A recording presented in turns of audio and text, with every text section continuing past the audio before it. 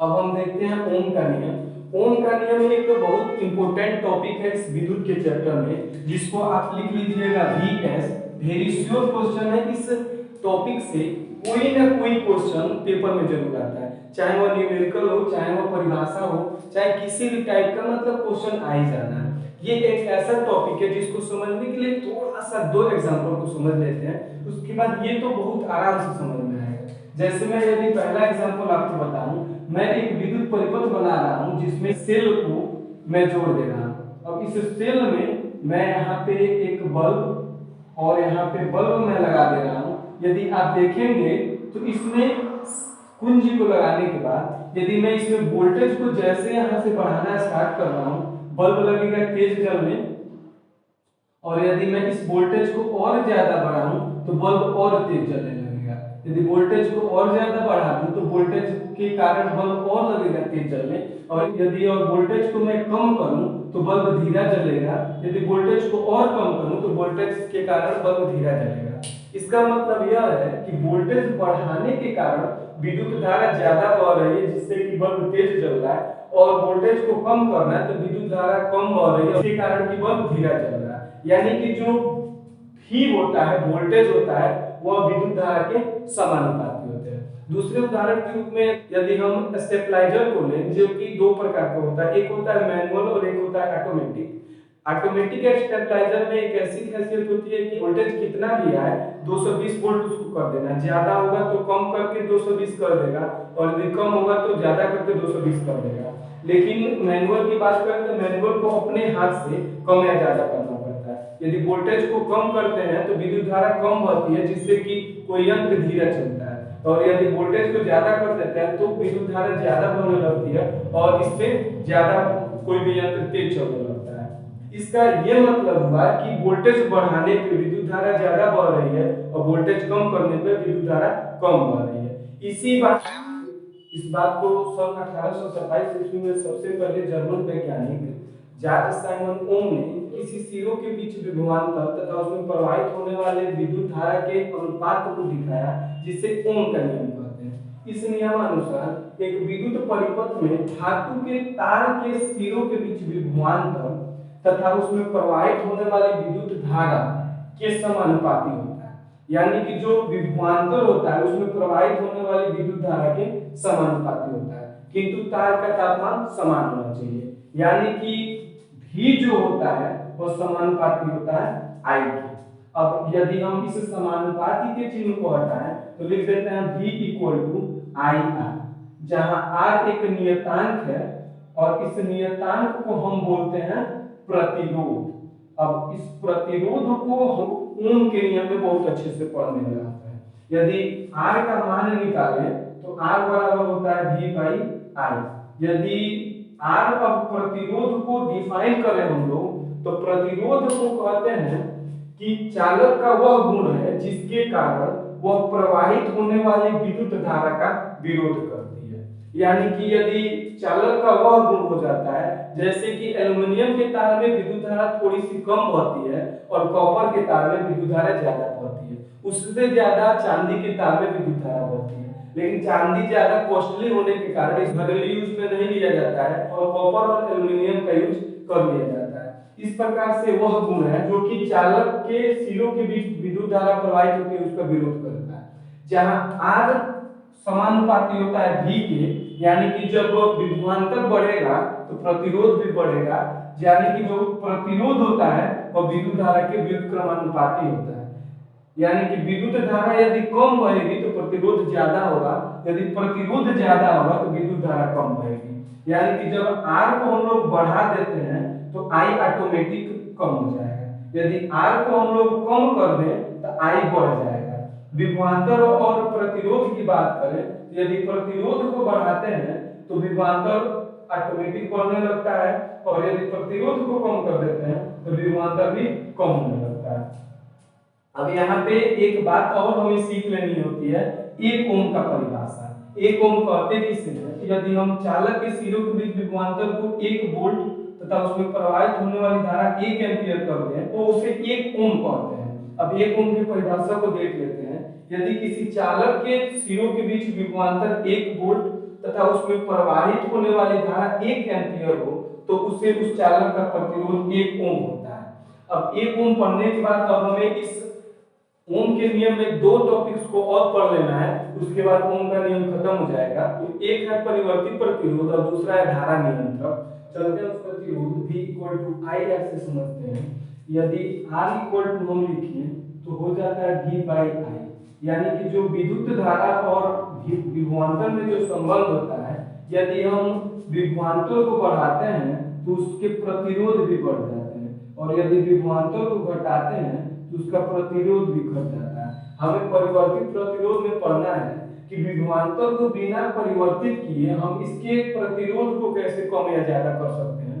तो अभी तक मैं बता दूं कि अभी तक हम लोग इस चैप्टर में 3 फार्मूला पढ़ चुके हैं, I = Q/T, V = W/Q और V = IR। अब इन तीनों फार्मूला से संबंधित मैंने आपसे 2 न्यूमेरिकल करा चुके हैं इनमें, और इसका न्यूमेरिकल इसको खत्म होने के बाद मैं करा रहा हूं अभी। अब इसमें हमें यहाँ देख लेना है कि अब R जो है कैसे बिना विभवांतर को परिवर्तित किए इसे I को परिवर्तित करता है। जैसे कि हम जानते हैं जो विभवांतर होता है किसी वोल्टेज को 220 वोल्ट से अधिक या कम नहीं होता है, तो इस युक्ति को कौन सी युक्ति अपनाएं जिससे कि विभवांतर को बिना परिवर्तित किए प्रतिरोध कम हो जाए। क्योंकि ऐसा इसलिए करना होता है, जैसे कि आप जानते हैं बल्ब जलाना हो, फैन चलाना हो, चाहे हीटर चलाना हो, एसी चलाना हो, तो उसमें अलग अलग विद्युत धारा की आवश्यकता होती है। अलग अलग विद्युत धारा की आवश्यकता है तो हम प्रतिरोध को कम करेंगे तभी जाके ऐसा हो पाएगा विद्युत धारा। तो हम करते क्या है, यहाँ देख रहे हैं कि जो R होता है वह व्युत्क्रमानुपाती होता है 1/I के, यानी कि जब हम प्रतिरोध को घटाएंगे तो विद्युत धारा बढ़ेगी और यदि प्रतिरोध को बढ़ाएंगे तो विद्युत धारा घटेगी। इसी को कहते हैं परिवर्तित प्रतिरोध, यानी कि स्रोत की वोल्टता में बिना परिवर्तन किए परिपथ की विद्युत धारा को नियंत्रित करने के लिए उपयोग किए जाने वाले अवयव को परिवर्तित प्रतिरोध कहते हैं। यानी कि विभवांतर को 220 वोल्ट से 220 वोल्ट करने देंगे, बस इसमें यदि हम विद्युत धारा को परिवर्तित करें तो प्रतिरोध भी परिवर्तित होगा, और प्रतिरोध को परिवर्तित करें तो विद्युत धारा भी परिवर्तित होगा। इसके बाद हमें देख लेना है धारा नियंत्रक। धारा को कैसे नियंत्रित करें कि विद्युत परिपथ में परिपथ के प्रतिरोध को परिवर्तित करने के लिए प्रायः एक युक्ति का उपयोग करते हैं जिसे धारा नियंत्रक कहा जाता है। अब हमें पढ़ना है कि वह कारक जिस पर किसी चालक का प्रतिरोध निर्भर करता है। चलिए उसको पढ़। वह कारक जिन पर किसी चालक का प्रतिरोध निर्भर करता है, यानी कि वह कौन कौन से कारक हो सकते हैं जो किसी चालक के प्रतिरोध को निर्भर करते हैं। यानी कि प्रतिरोध को हम जानते हैं कि किसी चालक का वह गुण होता है जो उसमें प्रवाहित होने वाली विद्युत धारा का विरोध करता है। तो वह कौन कौन से कारक हो सकते हैं, वह कौन कौन से कारण हो सकते हैं जिसके द्वारा कि उसके प्रतिरोध को प्रवाहित करे और विद्युत धारा ज्यादा प्रवाहित हो। जैसे मैं यदि एक एग्जांपल बताऊं, यदि ए तार एक है जो कि लंबा है और जो कि बी तार है जो उससे थोड़ा सा छोटा है। अब मैं आपसे पूछूं कि इसमें अधिक विद्युत धारा किसमें प्रवाहित होगी, तो आप कहेंगे कि छोटे तार में सबसे पहले विद्युत धारा प्रवाहित हो जाएगी और बड़े तार में विद्युत धारा धीरे से प्रवाहित होगी। यानी कि जब धीरे से विद्युत धारा प्रवाहित होगी तो इसमें R जो है ज्यादा होगा, और इसमें यदि विद्युत धारा की जल्दी प्रवाहित होगी इसमें R जो है कम होगा। यानी कि यदि तार लंबा है तो इसका प्रतिरोध ज्यादा होगा, यदि तार छोटा है तो इसका प्रतिरोध कम होगा। इस प्रकार हम कह सकते हैं कि इसे निम्न कारक प्रभावित करते हैं। पहला कारक आप देख सकते हैं चालक की लंबाई, वह कोई भी लंबाई हो सकती है। मैंने आपको एक तार का उदाहरण बताया हुआ है। जैसे यदि ज्यादा दूर तार लगा होता है, एज लाइक कि आपके घर से और ज्यादा दूर तार ले जाके तब बल्ब जलाना है, उसमें विद्युत धारा धीरे धीरे बढ़ती है और बल्ब धीमा जलता है। और वही तार पास में जलाना होता है तो विद्युत धारा ज्यादा तेज बढ़ती है और बल्ब थोड़ा ज्यादा रोशनी करता है। यानी कि जो प्रतिरोध होता है दूर होने पे प्रतिरोध ज्यादा हो जाता है, जिससे कि विद्युत धारा कम प्रवाहित होती है और विद्युत के बल्ब धीरे जलते हैं। और यदि तार नजदीक है जिससे कि विद्युत धारा जल्दी प्रवाहित होती है और उसका जो प्रतिरोध होता है कम हो जाता है। इस प्रकार इसका जो प्रतिरोध होता है उसके लंबाई पे निर्भर करता है। जो R होता है वह समानुपाती होता है L के। यदि प्रतिरोध ज्यादा होगा तो लंबाई भी ज्यादा होगी, यदि लंबाई ज्यादा होगा तो प्रतिरोध ज्यादा होगा, यदि लंबाई कम होगी तो प्रतिरोध भी कम होगी।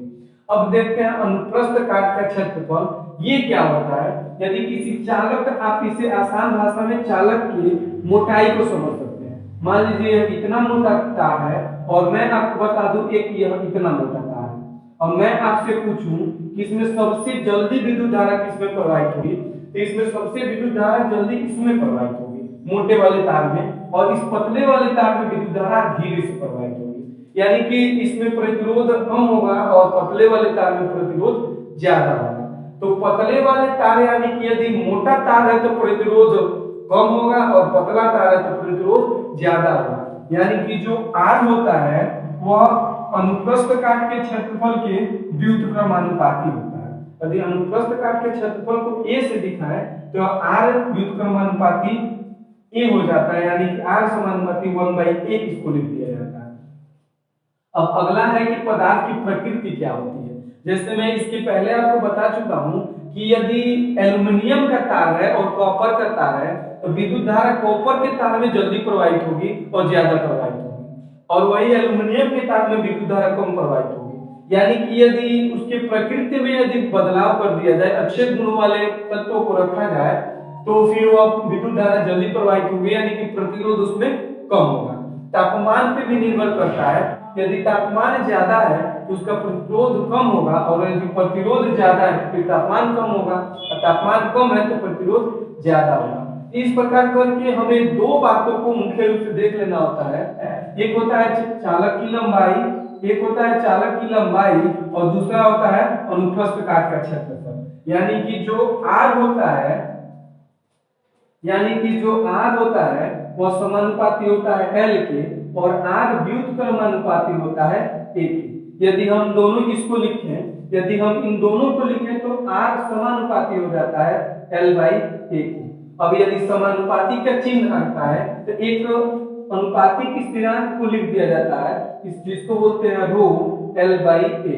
अब जहां रो एक अनुपातिक स्थिरांक है, अनुपातिक स्थिरांक है,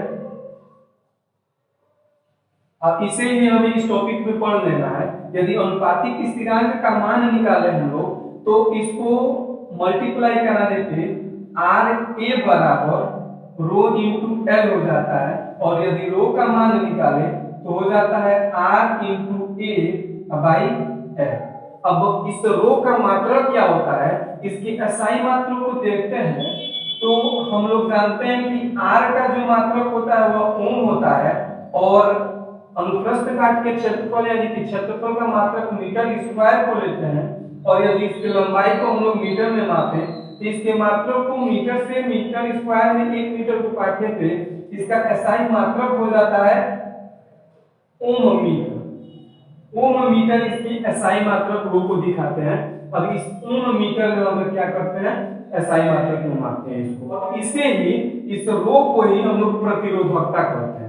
अब हमें रो को अनुपातिक स्थिरांक कहते हैं जिसे प्रतिरोधकता से प्रदर्शित किया जाता है। यदि प्रतिरोधकता को मैं डिफाइन करूं तो 1 मीटर भुजा वाले घन के, यानी 1 मीटर भुजा, यदि किसी घन का जो भुजा वो 1 मीटर हो, यदि मैं ऐसे एक घना बना दूं आपके सामने, तो इसके 1 मीटर भुजा वाले घन के विपरीत फलकों में से धारा गुजारने पर जो विरोध उत्पन्न होता है वह प्रतिरोधकता कहलाता है। यानी कि उसके विपरीत फलकों में से विद्युत धारा यदि यहाँ से गुजारे और इसको निकाले इस तरफ से, तो जितना प्रतिरोध उत्पन्न होता है उसी को प्रतिरोधकता कहते हैं। अब मैं आपको इन दो फार्मूलों पे प्रश्नों को करा चुका हूं। अब ये बचा हुआ है rho equal to R into A/L से कुछ प्रश्न दिए हुए हैं आपको। मैं आपको न्यूमेरिकल बनाने के सबसे अच्छे बात को बताऊं तो सबसे पहले हमें प्रश्न को इतने अच्छे से पढ़ लेना होता है कि उस प्रश्न में किसी भी प्रकार की यदि दिक्कत दी हुई हो तो हमें ज्ञात कर लेते हैं। जैसे कि किसी बल्ब के तंतु का प्रतिरोध 1200 ओम है।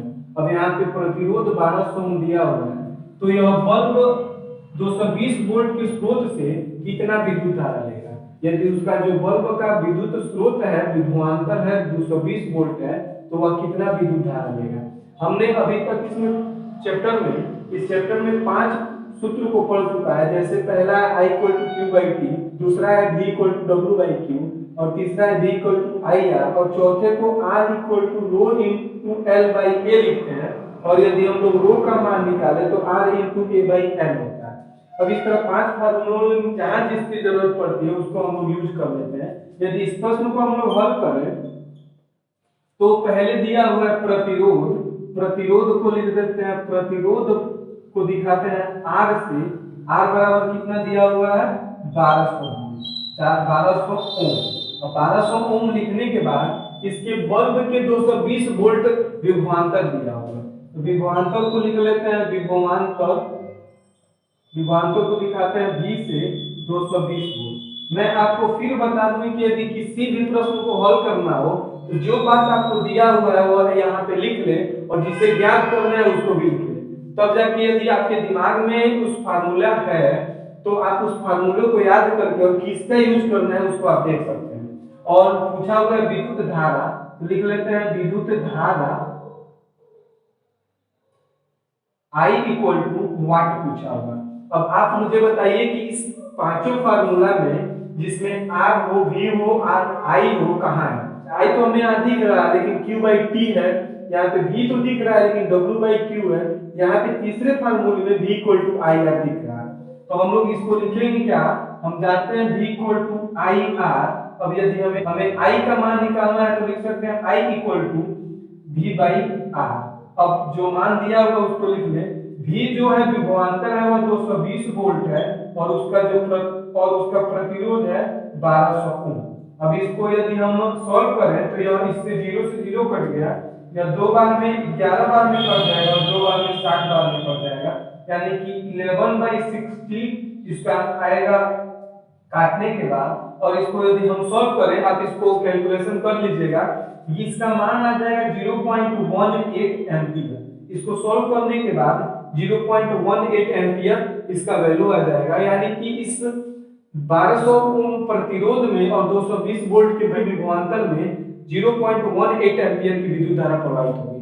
अब दूसरा प्रश्न जो इस चीज में से पूछ रहा है वह है कि यदि किसी विद्युत हीटर की कुंडली का, अब ये दोनों प्रश्न अलग अलग है, प्रतिरोध 100 ओम और यह विद्युत हीटर 220 वोल्ट स्रोत से विद्युत धारा कितना लेगा। अब इसमें जो प्रतिरोध दिया हुआ है, बिन नंबर को सॉल्व करें तो प्रतिरोध यहाँ पे दे दिया है 100 ओम, प्रतिरोध को दिखाते हैं ओम से और ये हो गया 100 ओम। और इसमें जो हमें विभवांतर दिया हुआ है V, उसको लिखते हैं 220 वोल्ट दिया है। अब हमें यहाँ पे विद्युत धारा I का मान निकालना है। अब I निकालने के लिए हम लोग को फार्मूला पता है V equal to I R। अब यहाँ पे I बराबर हो जाएगा V बटा R।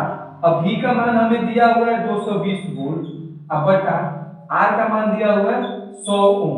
अब 100 ओम इसको इससे काट दिए और यदि इसको 2 बार में काटे तो 5 से और 2 बार में काटे तो 11 बार में, यानी कि 11/5 इसको काटने के बाद आएगा।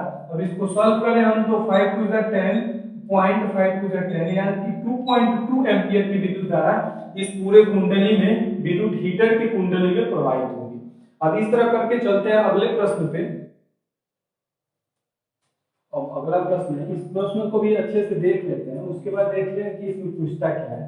जब कोई विद्युत हीटर विद्युत स्रोत से 4 एम्पीयर विद्युत धारा लेता है तब उसके टर्मिनलों के बीच विभवांतर 60 वोल्ट है। यानी कि यदि कोई हीटर है और उसमें यदि विद्युत 4 एम्पीयर का विद्युत धारा लेता है तो उनके टर्मिनल के बीच जो विभवांतर दिया हुआ है वह 60 वोल्ट दिया हुआ है। उस समय विद्युत हीटर कितना विद्युत धारा लेगा जब उसके विभवांतरों को 120 वोल्ट तक बढ़ा दिया जाए। अब आप यहाँ सोच रहे होंगे कि यदि विद्युत धारा दिया हुआ है तो फिर विद्युत धारा पूछ क्यों रहा है, तो ऐसा इसलिए पूछ रहा है कि यहाँ दो प्रश्न पूछे जा रहे हैं। पहले प्रश्न में बोला जा रहा है कि 4 एम्पीयर विद्युत धारा लेता है जब उसके सिरों के बीच विभवांतर 60 वोल्ट है, यानी कि इससे हमको प्रतिरोध निकालना है। और फिर अगला प्रश्न बोला जाता है कि यदि इसको विभवांतर को 120 वोल्ट बढ़ा दिया जाए, यानी कि जो प्रतिरोध है वो प्रतिरोध कभी नहीं बदलता है इसमें, तो यदि प्रतिरोध उतना ही है तो फिर इसके बीच में कितना विद्युत धारा प्रवाहित होगा। तो सबसे पहले हमको प्रतिरोध निकालना होगा, तो चलते हैं इसको सॉल्व कर लेते हैं। जो पहले वाले में दिया हुआ है कि उसका जो विद्युत धारा है वह कितना है, तो विद्युत धारा का मान I इक्वल टू दिया हुआ है 4 एम्पीयर और तथा उसके सिरों के बीच विभवांतर विभवांतर V इक्वल टू दिया हुआ है 60 V। अब इससे हम लोग निकाल लेते हैं प्रतिरोध R बराबर पूछा हुआ है, प्रतिरोध R बराबर निकाल लेते हैं। तो हम जानते हैं V इक्वल टू होता है IR, इससे कोई यदि R को निकाले तो हो जाता है V बटा I। R बराबर हो जाएगा, विभवांतर दिया हुआ 60 वोल्ट और इसमें धारा दिया हुआ 4 एम्पियर, यानी कि प्रतिरोध हो गया 15 ओम। अब अगला क्वेश्चन, जब इसके विद्युत विभवांतर को बढ़ाया जा रहा है, यानी कि बनाएंगे हम लोग विभवांतर को बढ़ाने पर। अब विभवांतर को बढ़ाने पर विभवांतर कितना हो गया, विभवांतर आपका हो गया V बराबर 120 वोल्ट। पहले था 60 वोल्ट, इसको बढ़ा के 120 वोल्ट कर दिया गया है। और इसके प्रतिरोध को हम लोग निकाल चुके हैं, प्रतिरोध बराबर दिया हुआ है, प्रतिरोध R बराबर 15 ओम। अब इससे हम लोग को निकालना है विद्युत धारा कितनी प्रवाहित होगी, यानी कि विद्युत धारा बराबर I बराबर हो जाएगा क्वेश्चन मार्क, और हम लोग जानते हैं कि V बराबर होता है IR। यदि I को निकाले तो हो जाएगा V बाई R, यानी कि अब इसका कैलकुलेशन बड़ा आसान दिया हुआ है, क्योंकि विभवांतर है 120 वोल्ट और इसमें प्रतिरोध है 15 ओम का, और इसको यदि हम लोग काटना स्टार्ट करते हैं तो 15 बटे 120 यानी कि 8 एम्पियर की विद्युत धारा प्रवाहित होगी। अब इस तरह करके आप और प्रश्न जो दिए हुए हैं उसको सॉल्व कर सकते हैं। यदि सॉल्व कर लेंगे तो वीडियो को थोड़ा सा आगे बढ़ा दे, मैं अगले क्वेश्चन की तरफ। यदि अगले प्रश्न में चलते हैं तो यह प्रश्न आपके बुक में एक सारणी दिया हुआ है प्रतिरोधकता का, उसी के बेस्ट पे ये प्रश्न है। देखते हैं इस प्रश्न को। किसी विद्युत के 1 मीटर लंबे तार का 20 डिग्री पर वैद्युत प्रतिरोध 26 ओम है। यदि तार का व्यास 0.3 mm हो तो उस तार पर धातु की प्रतिरोधकता क्या है। अब बताना है कि यदि 20 डिग्री सेल्सियस पर उसका प्रतिरोध 26 ओम दिया हुआ है और उस तार का जो व्यास है 0.3 मिलीमीटर है, तो उस पर प्रतिरोधकता कितनी होगी उसकी। तो हम लोग को पता है कि प्रतिरोधकता बराबर होता है R into A by L। अब यहाँ पे प्रतिरोध तो पता है, यदि पता है हमको 1 मीटर दिया हुआ है, लेकिन हमको यहाँ पे इसके क्षेत्रफल का नहीं पता है, पृष्ठ क्षेत्रफल नहीं पता है। इसके लिए हम लोग करते क्या है, सबसे पहले जो दिया है उसको लिख लेते हैं। यहाँ पे दिया हुआ है कि प्रतिरोध बराबर 26 ओम, और उसके बाद इसके L दिया हुआ है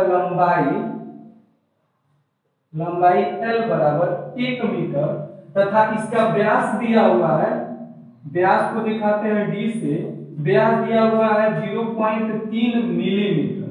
यदि हम इसको मीटर में चेंज करें, क्योंकि हम लोग यहाँ पे किसी भी अनुप्रस्थ काट के क्षेत्रफल में मीटर का उपयोग किया जाता है, ये हो जाएगा 3 गुणे 10⁻⁻⁴ मीटर। यदि इसकी हम त्रिज्या को निकालें तो त्रिज्या R बराबर होता है D/2। यदि इसको सॉल्व करें तो 3 गुणे 10⁻⁻⁴ बटा 2, यह हो जाएगा 1.5 गुणे 10⁻⁻⁴। यदि इसको हम लोग अच्छे से लिखे तो लिख सकते हैं 15 गुणे 10⁻⁵। अब यहाँ पे जहां भी R आएगा वहां पे 15 गुणे 10⁻⁵ लिखते हैं। हमको पता है कि प्रतिरोधकता रो बराबर होता है R into A by L।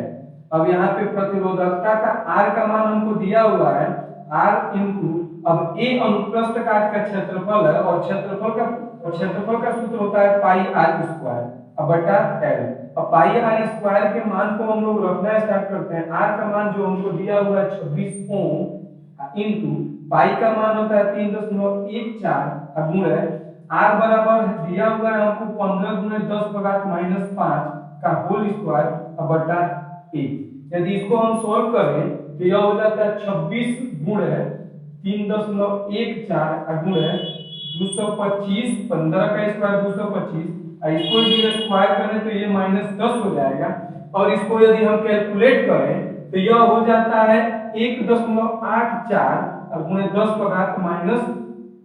अब हम सारणी में यह बोला हुआ है कि सारणी का प्रयोग करके तार के पदार्थ की भविष्यवाणी कीजिए। यदि आपके बुक में जो 12.2 सारणी दी हुई है, यदि इसको हम देखते हैं तो मैग्नीज जो है उसका प्रतिरोधकता 1.84 गुना 10⁻⁻6 है, यानी कि यह मैग्नीज ही है जिसके बारे में यह पूछा गया है। चलते हैं अगले प्रश्न पे। यदि इस प्रश्न की बात करें तो दिए गए पदार्थ की किसी L लंबाई तथा A मोटाई के तार का प्रतिरोध 4 ओम है, यानी कि एक पदार्थ दिया हुआ है जिसकी लंबाई L है और उसकी मोटाई A है और उसका प्रतिरोध 4 ओम दिया हुआ है। इसी तार के अन्य तार का प्रतिरोध क्या होगा जिसकी लंबाई 1/2 तथा मोटाई 2A कर दिया जाए। अब यहाँ पे L लंबाई और A मोटाई दिया हुआ है और इसका प्रतिरोध 4 ओम दिया हुआ है, और सेम वही तार है, यानी कि तार के गुणता में कोई चेंजिंग नहीं हुई है, बस इसके लंबाई को आधा कर दिया गया है और मोटाई को 2 गुना कर दिया गया है। अब इस प्रश्न को बनाना तो बहुत आसान है, लेकिन समझना थोड़ा सा समय लगेगा समझने में। जैसे कि इसकी दो स्थितियां हो सकती है। यदि किसी चालक की लंबाई में 1/2 करना है तो इसकी दो स्थितियां हो सकती हैं। पहली स्थिति में यदि हम इससे क्या कर सकते हैं कि दबाकर 1/2 स्थिति कर सकते हैं। यदि हम इसको दबाएंगे तो इसके मोटाई में भी डिफरेंट आएगा, यह थोड़ा मोटा हो जाएगा। तो इस प्रकार यह क्या हो जाएगा, जब मोटा होगा तो इसका प्रतिरोध भी बदल जाएगा। और यदि हम इसको तान बड़ा करना चाहें तो इसको तान कर बड़ा कर सकते हैं। यदि तान कर बड़ा करेंगे तो इसके मोटाई और पतला हो जाएगा, जिससे कि प्रतिरोध बदल जाएगा, क्योंकि आप जानते हैं कि किसी पदार्थ का प्रतिरोध उसके लंबाई और मोटाई दोनों पर निर्भर करता है। दूसरी स्थिति क्या हो सकती है कि यदि हम इसको यदि दिया हुआ है तो इसमें एक इसी प्रकार का और मोटा पदार्थ लाके इसमें ऐड कर दें, तब यह और मोटा हो जाए। यदि इसको छोटा करना है तो इसको हम लोग 2 भाग में काट दें और एक भाग छोटा हो जाए। तो ये जो प्रश्न है ये पहली स्थिति में बनी हुई है कि इसको क्या कर रहे हैं, तो दबा के या तान के मोटा पतला कर रहे हैं। तो यदि हम इस प्रश्न को हल करने पे चले तो पहली स्थिति में दी हुई है कि पदार्थ की लंबाई जो है वो है L बराबर L और इसकी मोटाई A बराबर दी हुई है A। प्रतिरोध दिया हुआ है प्रतिरोध बराबर R, प्रतिरोध R बराबर 4 ओम। यदि हम लोग सॉल्व करें तो R बराबर हो जाएगा रो इंटू एल बाई ए, यानी रो इंटू एल बाई ए बराबर 4 ओम। अब ये समीकरण बना लेते हैं हम लोग ए। अब जहां कहीं भी यदि रो इंटू एल बाई ए दिया रहेगा वहां पे 4 ओम का प्रयोग हम लोग कर सकते हैं। दूसरी स्थिति में इसकी लंबाई को 1/2 कर दी गई है, यानी कि लंबाई, अब नई लंबाई यहाँ पे L बराबर हो जाएगा 1/2, यानी कि L/2, और इसकी जो मोटाई है, मोटाई को दिया हुआ है 2A, यानी कि मोटाई A बराबर हो जाएगा 2A। अब इससे नया प्रतिरोध R बराबर यदि हम लोग निकालते हैं तो ये हो जाएगा R बराबर होता है रो इंटू एल बाई ए। यदि मान इसमें रखें हम लोग तो R बराबर हो जाएगा रो इंटू, अब L का मान है L/2 और A का मान है 2A, तो R बराबर लिख देंगे रो इंटू, अब 2 से 2 में मल्टीप्लाई हुआ तो हो जाएगा 4, यानी कि L/4A। अब यदि 4 को कॉमन करें इसमें से R बराबर हो जाता है 1/4 रो इंटू L/A। अब हम यहाँ पे रो इंटू L/A का मान समीकरण 1 से रख देते हैं, तो R बराबर हो जाएगा 1/4 इंटू 4, यानी कि 4 से 4 कट गया तो R बराबर 1 ओम हो गया, यानी कि जो नया प्रतिरोध होगा उसका मान 1 ओम होगा। अब हम लोगों ने जितने भी फार्मूले पढ़े हैं उस पर प्रश्नों को हल कर लिया है। अब चलते हैं नए फार्मूले को पढ़ने और फिर नए प्रश्न को हल करें।